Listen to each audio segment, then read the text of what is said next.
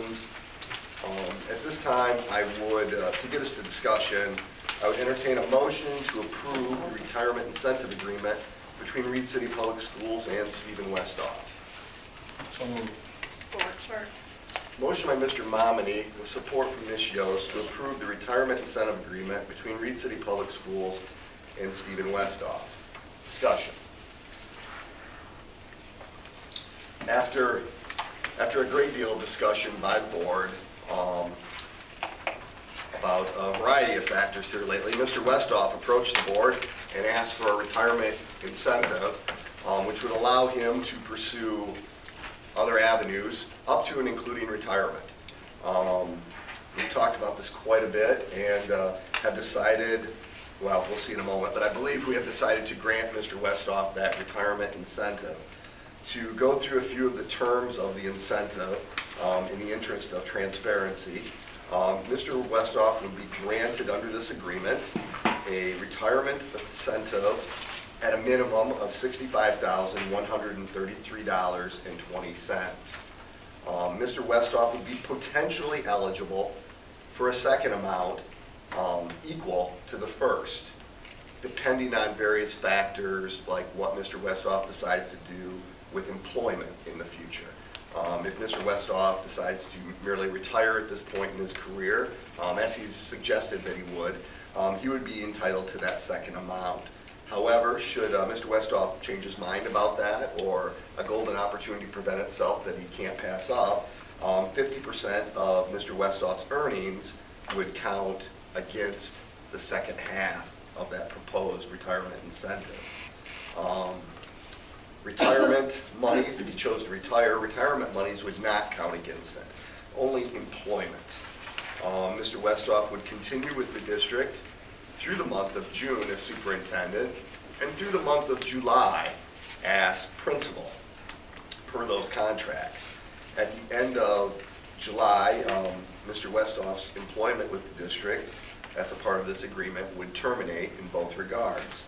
Mr. Westhoff also agrees to stay available to the district throughout the next school year to provide any aid or assistance through telephone and email that another superintendent might require.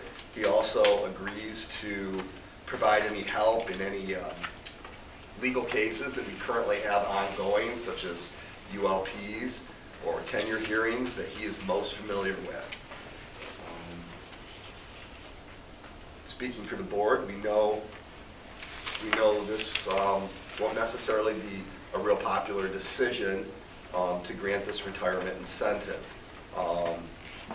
And as Mr. Beam once shared with Mr. Carnes, the easiest part is getting elected, and the hardest part is sometimes making decisions like this. It was very difficult for us. We have spent a lot of time talking about it and looking at it.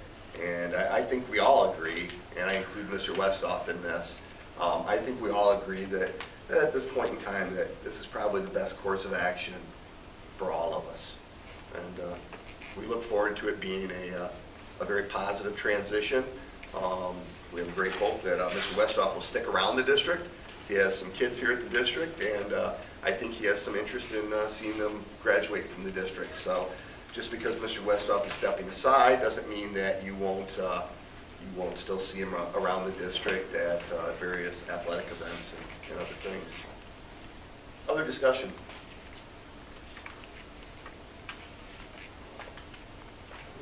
All right, if there's no other discussion, let's go ahead, because it's a rather important issue, let's go ahead and do a roll call vote. Mr. Momini? Yes. Mr. Goffin? Yes. Mr. Ritterman? Yes. Mr. Raby? Yes. Mr. Boyer? Yes. Ms. Yost? Yes. Ms. Ward? Yes. Motion carries to approve the retirement incentive agreement between Reed City Public Schools and Mr. Westhoff. Mr. Westhoff, I'll thank you in advance, even though we haven't signed, for your 9 years of service. It's a tremendous length of time for a superintendent. Thank you very much. Good job. Welcome. Thank you. That moves us to item 13.0, which are superintendent's recommendations and reports. Mr. Westhoff. Really nothing to share at this point in time. I'm hoping that by the end of this week that we should know what the funding for education will actually be. There's a lot of different things that have been shared in Lansing. Both of the House and the Senate committee have come out with their proposals.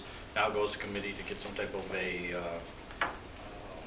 compromise, and we're talking anywhere from an increase to a tune of $134 per kid to as little as nothing per child. So hopefully we end up on the high side of that. That would be much better, much in our favor.